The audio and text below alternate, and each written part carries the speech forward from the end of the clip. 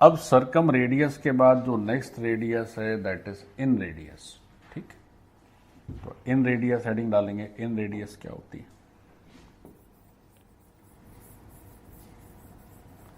तो इन रेडियस को हम लोग रिप्रेजेंट करते हैं स्मॉल आर से। ठीक, सर्कम रेडियस को रिप्रेजेंट करते थे कैपिटल आर से, इन रेडियस को रिप्रेजेंट करेंगे स्मॉल आर से। अब साहब ये इन रेडियस क्या है? देखो, तो ये इन सर्किल की रेडियस कैसे? जैसे एक ट्राइंगल ड्रॉ करते हैं। So let's have a triangle. ये एक ट्राइंगल है और इस ट्राइंगल के 3 वर्टिसेस हैं ए, बी और सी। अब एक ऐसा सर्किल ड्रॉ करिए विच touches these 3 sides internally like this, ऐसा। तो ठीक ही बन गया ये हमारा। ऐसे अंदर से टच करें, तो अंदर से टच करें तो क्या नाम हो गया इसका? Incircle. So we call it incircle. अब बच्चों ये जो इन सर्कल आपने बनाया है, इसके सेंटर से क्या करो? इसके सेंटर से जिन पॉइंट्स पर ये टच कर रहा है साइड्स को, उन पॉइंट्स को ज्वाइन कर दीजिए। तो ये हमेशा क्या होगा? परपेंडिकुलर होगा। तो यही हो जाएगी हमारी इन रेडियस। एक और बेसिक रूल शायद आप जानते हो, नहीं जानते हो तो जान लीजिए। क्या होता है कि जैसे ये जो सर्कल है, बच्चों गौर से देखो, तो ये साइड लेंथ इस सर्किल की टेंजेंट की तरह काम कर रही है। कर रही है कि नहीं कर रही? टच कर रही है। तो क्या होगा कि जब भी आप सर्किल के सेंटर से कोई भी लाइन खींचें तो वो हमेशा सर्किल के लिए नॉर्मल का काम करती है। मतलब वो हमेशा टेंजेंट के परपेंडिकुलर ही रहेगी। तो सर्किल का जो नॉर्मल है, देखो 2 टर्म होते हैं। एक होता है टेंजेंट। तो टेंजेंट का मतलब होता है एक ऐसी लाइन विच टचेस कर्व, जो कर्व को क्या करे? टच करे।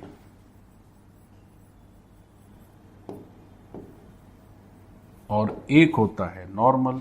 तो नॉर्मल का मतलब क्या होता है? तो नॉर्मल का मतलब होता है एक ऐसी लाइन जो टेंजेंट के परपेंडिकुलर हो और पॉइंट ऑफ कांटेक्ट से पास करे। देखो देखो क्या बोले हम, जैसे यहां पर ये पॉइंट ऑफ कांटेक्ट है, यहां पर ये पॉइंट ऑफ कांटेक्ट है और यहां पर ये पॉइंट ऑफ कांटेक्ट है। तो किसी भी कर्व के लिए नॉर्मल का मतलब क्या है? एक ऐसी लाइन जो टेंजेंट और कर्व के पॉइंट ऑफ कांटेक्ट से तो पास करे लेकिन टेंजेंट के परपेंडिकुलर हो, है ना? तो नॉर्मल का मतलब क्या हुआ? Passing through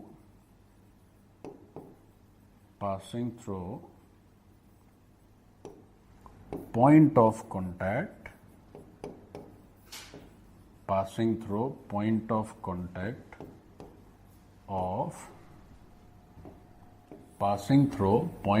contact of the curve and tangent। उसके अलावा क्या दूसरी बात होनी चाहिए? जो नॉर्मल होता है वो हमेशा टेंजेंट के परपेंडिकुलर रहता है बच्चों। ठीक है, तो ये जो तीनों येलो लाइंस नजर आ रही हैं सबकी सब क्या मानी जाएंगी? नॉर्मल मानी जाएंगी। ठीक, अच्छा, ये तो बेसिक डेफिनेशन हुई टेंजेंट नॉर्मल की। सर्कल के केस में क्या होता है? नॉर्मल हमेशा सेंटर से पास करते हैं, है ना? कोई भी लाइन जो सेंटर से पास करेगी वो हमेशा टेंजेंट के परपेंडिकुलर रहती है। तो ये सर्कल की प्रॉपर्टी है। एनीवेज, ये हम थोड़ा ज्योमेट्री में चले गए, हमें तो इन रेडियस पे रहना है, तो थोड़ा बहुत जानना जरूरी भी है। तो सर्किल के नॉर्मल की क्या खासियत है कि अगर कोई लाइन सर्किल के लिए नॉर्मल है देखिए वैसे नॉर्मल की डेफिनेशन क्या होती है, एक और आसान डेफिनेशन लिख देते हैं। नॉर्मल की डेफिनेशन ऐसे मत लिखो, नॉर्मल की डेफिनेशन ऐसे लिखो, किसी भी कर्व के लिए जो नॉर्मल है वो क्या है, एक ऐसी लाइन विच intersects the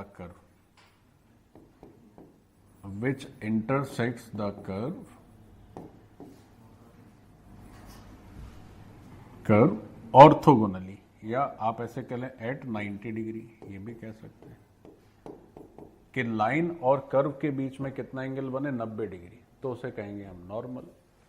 और नॉर्मल हमेशा टेंजेंट के परपेंडिकुलर रहता है। तो जो नॉर्मल है सर्कल का, that always passes through centre, वो हमेशा कहां से पास करेगा, हमेशा सर्कल के सेंटर से पास करता है बच्चों। जो नॉर्मल होता है वो हमेशा क्या होता है, सर्कल के सेंटर से पास करता है। तो ये हो गया हमारा कंप्लीट। ठीक, अब बात कर लेते हैं कि साहब इन रेडियस। तो इन रेडियस की चर्चा हो रही है, थोड़ा सा चर्चा में हम लोग भटक गए। तो जो इन रेडियस है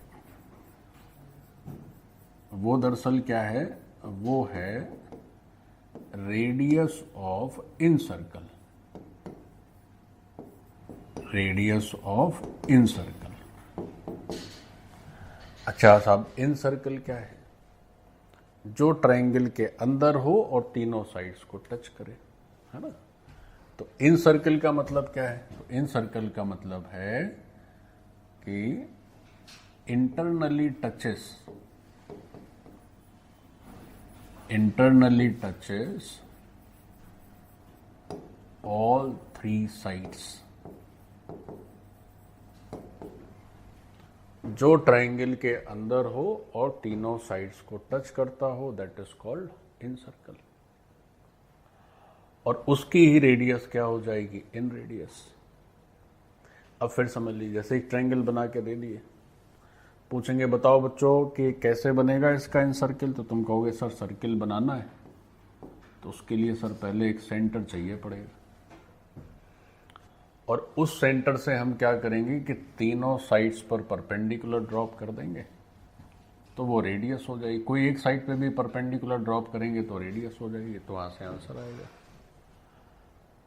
तो सेंटर ही मेन क्रूशियल चीज है यहां पर। जैसे वहां भी सेंटर क्रूशियल था, यहां भी सेंटर क्रूशियल है। तो बच्चों जो इन सेंटर है उसको निकालने का एक आसान तरीका है। क्या तरीका है, देखो, जैसे सरकम सेंटर क्या हो रहा था, परपेंडिकुलर बाइसेक्टर्स का इंटरसेक्शन हो रहा था कि नहीं हो रहा था। इन सेंटर में क्या होता है, एंगल बाइसेक्टर का इंटरसेक्शन होता है। क्या होता है, बाइसेक्टर, कौन से, एंगल बाइसेक्टर, उसका इंटरसेक्शन जो है वो इन सेंटर होगा। तो इन सेंटर को कैसे डिफाइन किया जाएगा यहां पर, how can we define incentres. मैं इन सेंटर्स बोल रहा हूं, इन सेंटर एक ही है भाई, प्लूरल नहीं है। तो इन सेंटर का मतलब क्या हुआ, मतलब हुआ point of intersection of angle bisectors, ऐसे, ठीक है। तो एंगल बाइसेक्टर का पॉइंट ऑफ इंटरसेक्शन क्या कहा जाएगा, इन सेंटर कहा जाएगा। जैसे एक बना के दिखाते हैं, देखो कौन सा, देखो बना के देखो। जैसे मान लीजिए ये एक ट्रायंगल है, अरे यार ये एक ट्रायंगल है। अब इस ट्रायंगल में क्या करना है, कोई भी दो एंगल आप पकड़ लीजिए। तो मान लीजिए हमने एक एंगल ले लिया बी, तो ये जो है बच्चों बी का एंगल बाइसेक्टर है, ठीक है। और एक हमने ले लिया सी, तो ये सी का एंगल बाइसेक्टर हो गया। तो ये जहां कट करेगा वहीं पर क्या होगा, ए का भी एंगल बाइसेक्टर भी वहीं से पास करेगा। आप चाहे तो बनाए और चाहे तो ना बनाए। ये दोनों मतलब ये हमेशा तीनों कॉनकरेंट रहते हैं कि पॉइंट से ही पास करेंगे, तो कोई दो बनाने से भी काम चल जाएगा।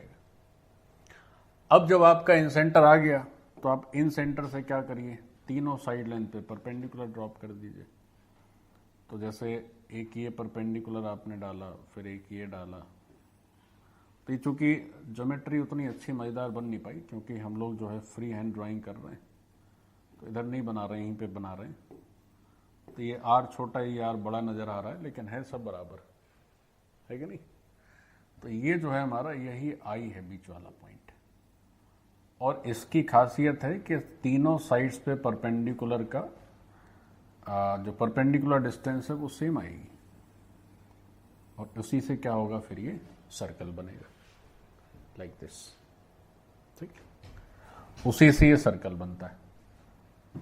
तो ठीक है, अब आर के फॉर्मूले तमाम हैं। जैसे कैपिटल आर के दो ही फॉर्मूले थे, एक साइन लॉ वाला, उसमें 1/2 कर दो, और एक था ABC/4 डेल्टा। आर में थोड़ा ज़्यादा है प्रपंच, तो आर का प्रपंच थोड़ा सा ज़्यादा है। आर के फॉर्मूले लिखो।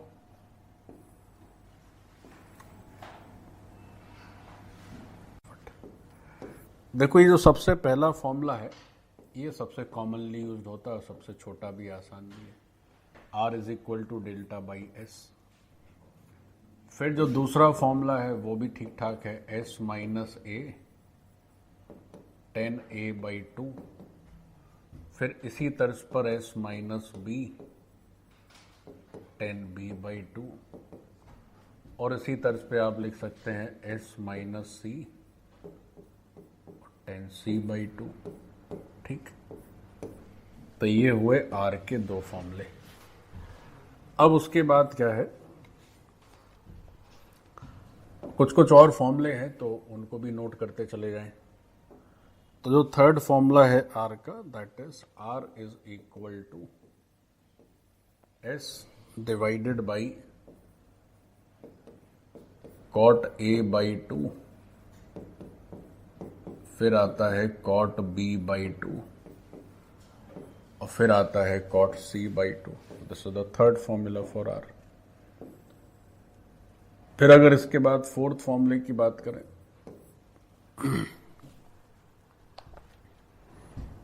तो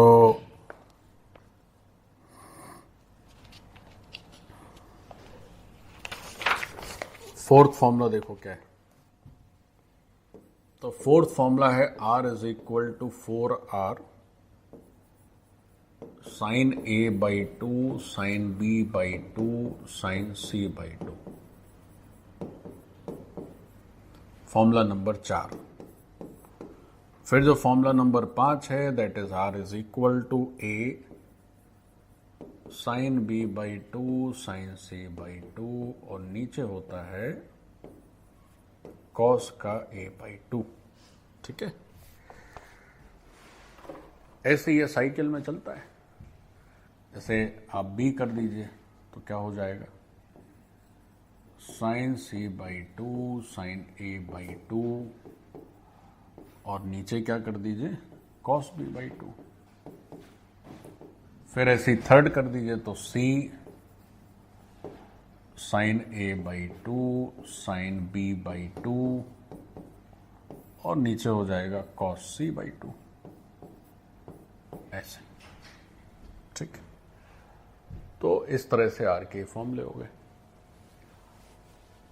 अच्छा, ये जो दूसरा फॉर्मूला है और तीसरा, वो एक ही चीज है, मतलब दूसरे से तीसरे तक पहुंचा जा सकता है। अगर दूसरे को यूज करें तो आप तीसरे तक पहुंच जाएंगे। कैसे, जैसे अगर दूसरे फॉर्मूले से हम यहां पर cot A/2 अगर लिखना चाहें, बच्चों देख लें, 2 लाइन का प्रूफ है इसका।